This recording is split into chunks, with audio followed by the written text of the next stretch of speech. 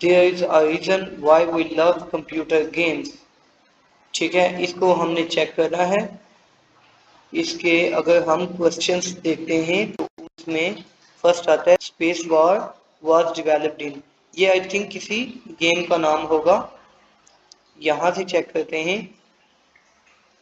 पहले हम ऐसा करते हैं, स्पेस वॉर ही हम देख लेते हैं।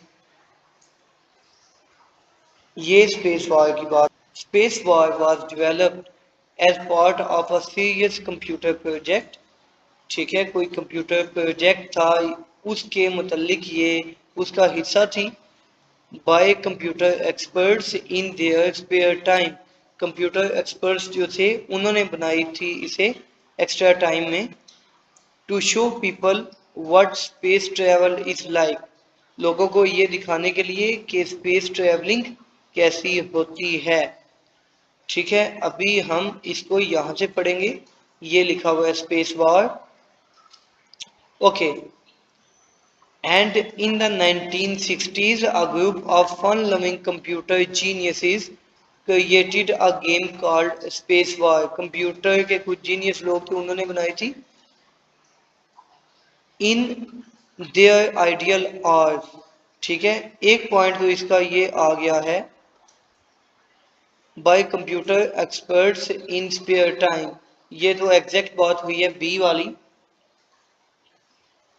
और यहाँ से अगर हम देखें, space war was well received by geniuses and many others as well, which motivated the geniuses to design some more fun। ये भी बी की तरफ ही सिग्नल इसने दिया है।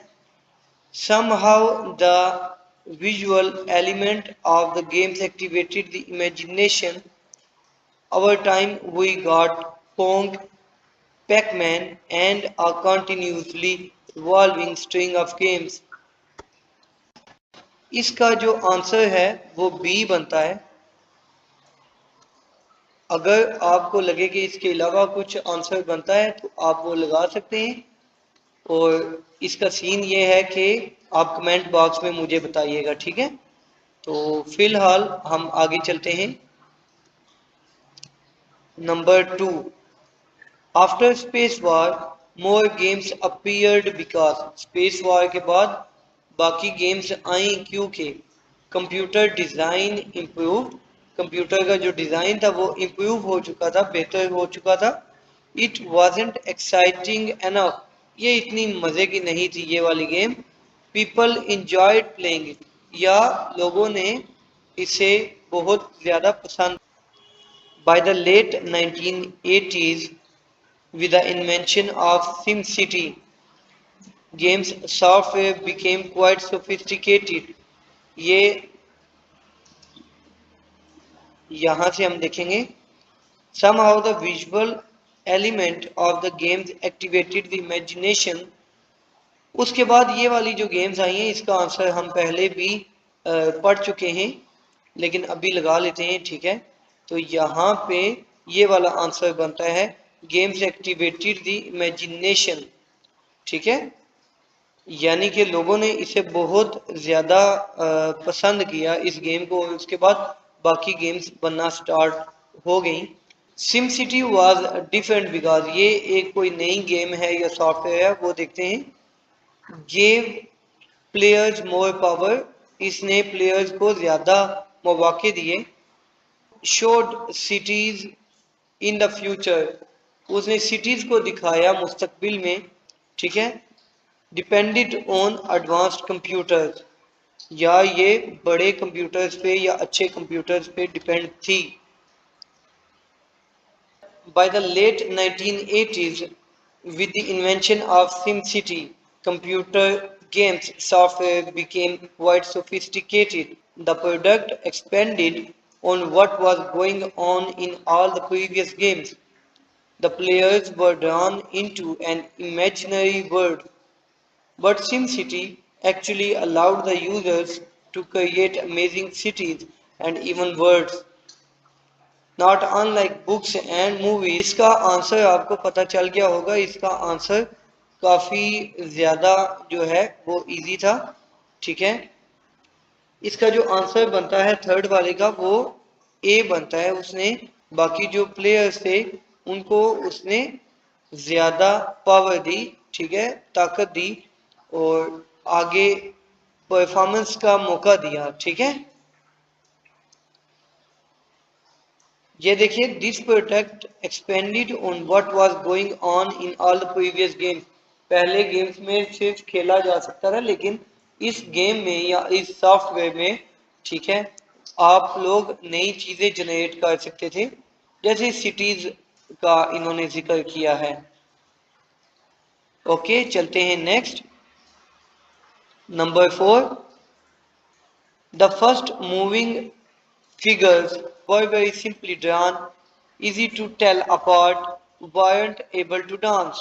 Figures were strict people, ठीक है, but they could move their bodies to music, ठीक है, म्यूजिक पे तो वो अपनी बॉडीज को मूव कर सकते थे। वो स्टिक मैन जो एक गेम भी है आपने देखी होगी, ये चेक कीजिएगा, यानी कि weren't able to dance, ये तो गलत हो गया। ए बी में से हमने आंसर देखना है। अब ए बी का ऑप्शन बाकी है, उसमें से हम चेक करते हैं। यहां से पढ़ते हैं, they had no facial features but it was very exciting. अच्छा, ये बहुत सिंपल थे, ठीक है, वर वेरी सिंपली ड्रॉन। अब चलते हैं नंबर 5 पे। According to the writer, many modern computer games take their themes from movies, allow players to be part of the game, are only effective if you play them online। ठीक है, इन तीनों में से हमने एक ऑप्शन देखना है मॉडर्न गेम्स का।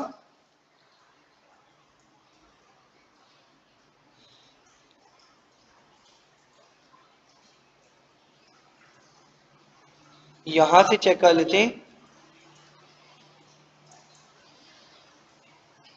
A good computer game draws you into another world, unlike a book or a movie.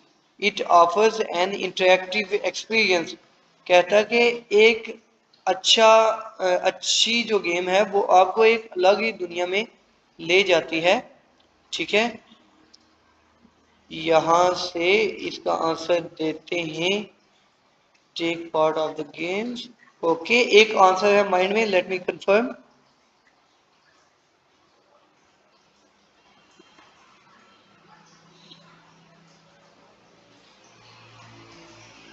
A good computer games draws you into another world.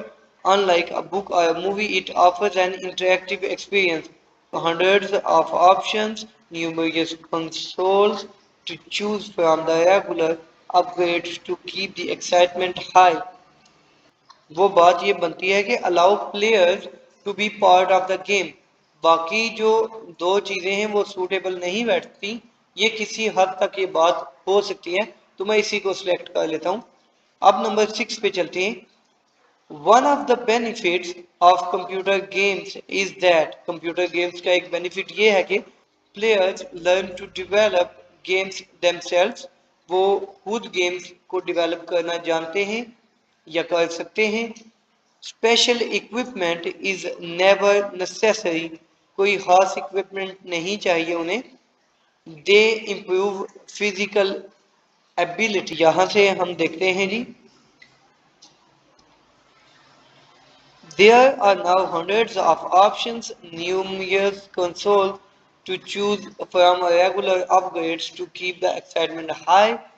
You can really develop some hand-eye coordination by playing many of the current titles। आप बहुत ज़्यादा अभी आपके पास options हैं develop करने के लिए, ठीक है, लेकिन but the biggest reason, ये देखिए यहाँ पे सारा उसे फोकस किया है, we love our computer games, जिसकी बिना पे हम कंप्यूटर गेम्स को पसंद करते हैं, is that they capture our imagination in a variety of interactive ways।